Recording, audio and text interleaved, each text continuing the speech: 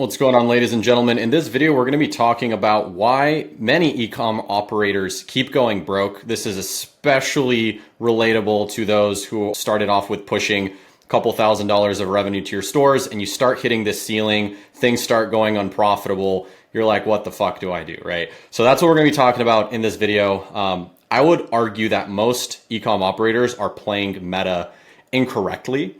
And I believe that if you slightly change your strategy and how you approach sending traffic from Meta to your brands, that you can greatly help your business make more money. So that's what we're gonna dive into. I wanna first touch on the traditional approach for how many of you guys are probably sending traffic, which is directly sending Meta traffic to your stores. Now, while this works, this is only capitalizing on a small percentage of people who are going to be buying from those touch points. And what I mean by that is, let's just say somebody sees your ad, they click on your ad, they go to your website.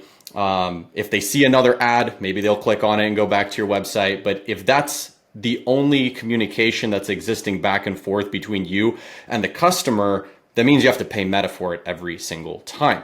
And what we're trying to do to make an ecosystem and a brand and a company that works and has less volatility and works way better is not just have Meta provide the only touch points that are happening within the traffic rotating in the ecosystem that we're building of the brand.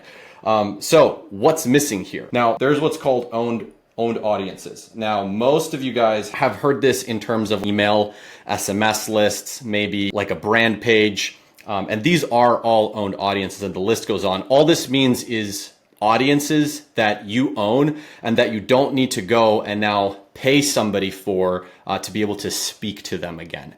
And this is one of the most important parts in the machine that you're building with your brand, in order for it to be a lot more sustainable and in order for it to have less volatility, and when shit starts hitting the fan, be able to come up top on.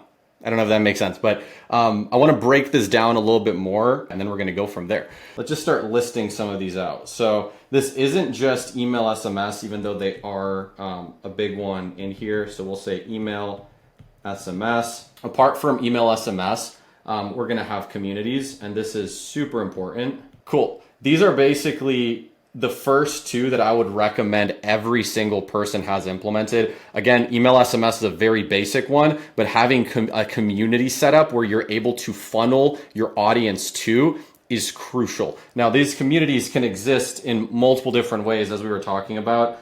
This could be like an IG page. This could be a Facebook group. I guess through email, we could say newsletter. Cool, and we'll go with these. You guys most likely all have some type of email, some type of SMS set up ideally, and you guys most likely have an Instagram page or a Facebook group that is already set up. If you don't, you should. Now, how you actually communicate with your demographics and your audiences is kind of what's next, and what I think is important that we touch base on. Cool. So the goal of your Meta traffic essentially isn't just going to be to send traffic to your website to convert, but it's going to be to take the awareness that you're driving from the Meta platform and capture that awareness in the owned audiences that you have. Why? Because you can speak to these owned audiences again and again and actually get them to then be converting more of these people, right? Only a very small percentage of your traffic is going to impulse buy and convert on the initial touch point or on the initial few touch points. Typically, it takes up to 7 touch points in order to get somebody to convert. And if you can get them in these owned audiences and be able to speak to them and engage them, you're going to be able to increase the chance of actually converting that person by a lot more. Now, I want to break down a little bit on how you can approach managing these owned audiences and different tips and tricks that exist there. So the first thing that I want to touch on when it comes to all of these is you can orchestrate. So, we'll say you can create / orchestrate engagement. And this is one of the biggest things that everybody should be doing with their owned lists is creating and orchestrating engagement within these lists, which is going to be in a few different mediums and forms. One that we'll touch base on here today is through contests and giveaways. And these can be across all of these owned lists that you have. So you can create a giveaway. It's simple as that, where, hey, we're giving away our product to 10 people. Here's how you enter. You go and you engage on this post that's on our IG page. You tag your friends below and you run this. You blast it on your newsletter. You put it in your IG. You announce it in your Facebook group.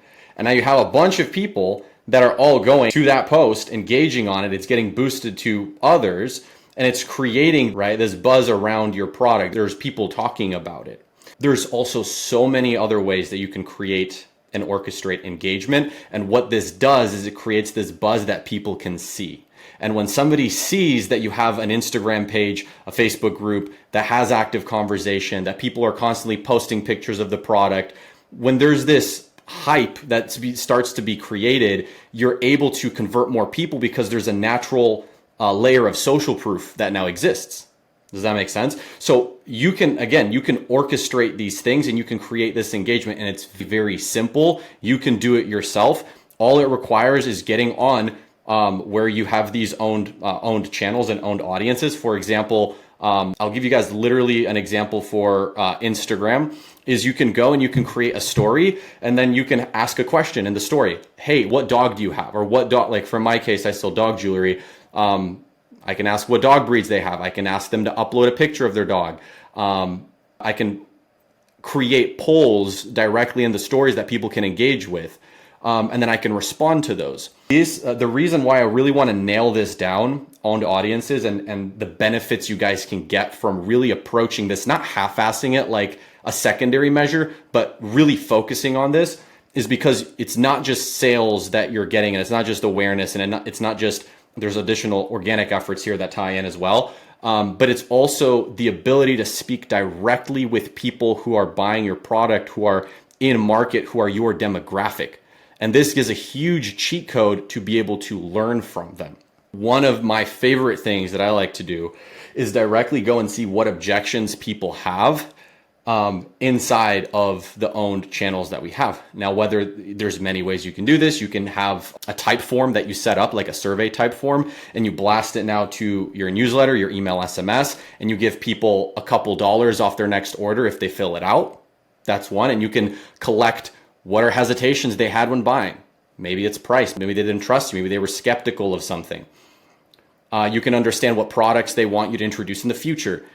You can understand why they made the purchasing decision, which can allow you to optimize your marketing. You can do that with Typeform. You can do that directly with a poll on Instagram. There's many ways that you can really benefit off of learning from your demographics through your own audiences. And there's also so many ways that this can print you millions of dollars for your businesses.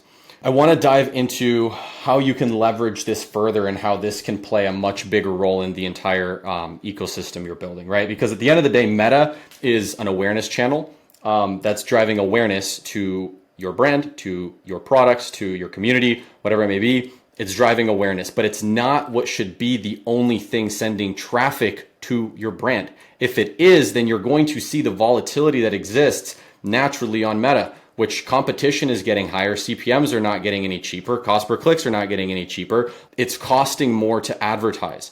And you don't want to just be reliant on one platform or you're cooked, right? So what are all the other channels that exist here? I'm going to cover a few of them. If you guys want super in-depth breakdown on all of this, you can go to my ecom live channel. And I made a video about a week ago on traffic growth beyond Meta here. It's completely free to watch. You just need to create a free account. And this goes in depth on all of the different channels with a lot more specifics. This video that I'm making here today, I want to give a very large overview and just open your eyes to what you might be missing out in the funnel that you're creating and the ecosystem you're building with your guys' projects. And what I'll do is I'll also link this down below so you guys can just directly check it out. But like I said, in this one here, we go significantly more in depth. First, push mercy. We go significantly more in depth on all the different organic approaches, etc. We'll touch here today on what I think are the most important ones, and then we can go from there. But just wanted to mention that so you guys know that resource exists for you. All right. So what are all the other ways you should be sending awareness and traffic to your owned audiences? One of my favorite is going down the organic route. So there's not really any better traffic than traffic that is super cheap to get and you have a large gross margin on. And there's my favorite way, I think I mentioned this a few times, it's going to be directly through what's called micro seeding. Now, micro seeding, for those of you who are unaware, it's very simple in concept. All it means is we're sending out our product for free in exchange for people to create content about it. There's a lot of ways you can get people to do this. One of the easiest is to go directly to Instagram, go to the search bar, type in your niche. For example, for me, it's going to be dogs. And I'm going to go and look at who are the top creators. Then you go into the top creator comments and you go through those comments and you identify who's commenting on them. Oftentimes it's going to be other creators that are smaller that are trying to grow their pages. You can reach out to these people and give them free product in exchange for content. And what's really cool about this model is that it only costs you your COGS. So you're literally just sending out your cost of goods in exchange for content. And if that content converts even one person, it's typically going to be a profitable acquisition, right? So this is by far one of my favorite organic strategies that we've been compounding over time, and it has worked really, really well, both from Instagram as well as TikTok. And to date, about 20-30% of our revenue on a monthly basis is coming from creators that are piecing together content and pushing this awareness to our owned audiences. And then once they're in our owned audiences, we can speak to them, we can give them offers that we're running, we can test different things, we can understand them better. This all ties together, and one thing that you'll come to understand is that your brand that you're building, it flourishes when you have awareness that's coming from all directions and that is being satisfied through the content that you're outputting to the ecosystem that you're building. And I guess that's the most broad way I could put it, but it's going to make more sense, and you're going to start to see how all of these play a massive role in the stability and volatility of your brands as you implement them. Cool. So microseeding, one extremely massive one. So the last thing I want to pass along in this video is that how you get people into your owned audiences and sending traffic and sending awareness to your brand is something that you can engineer and something that you can create. So just how we were talking about here, how you can create and orchestrate engagement inside of your owned audiences and how that can be to benefit of you, right? So you could do the stuff we were mentioning, just how that can be orchestrated for inside of the communities and the owned audiences. It can be orchestrated outside to drive traffic in. And you can do this on a paid perspective with all the different paid channels that exist. You can do this on an organic perspective by orchestrating systems that are driving organic traffic in. We touched on one of them.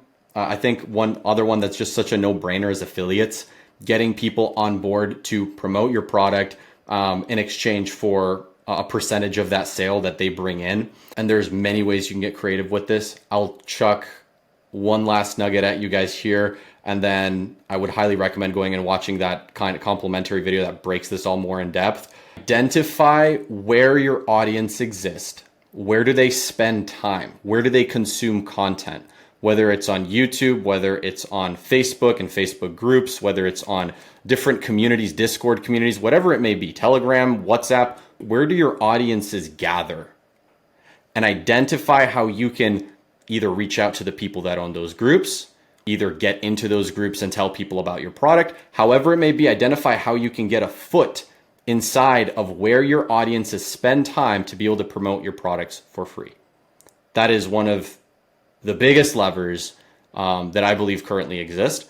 And hopefully this was beneficial to you guys. If anybody is interested in working directly with myself, I do have a membership on Ecom Live, and this is the last time I'm offering it. What's going on, guys? My name is Djordjevic. For the current price point, which is $1,000 a month, it is going to be increasing as we get a few more people in here. If you're interested in that, that's a way that you can work directly with myself. If you find this beneficial, great. And I hope you guys have a great rest of your Tuesday. Cheers.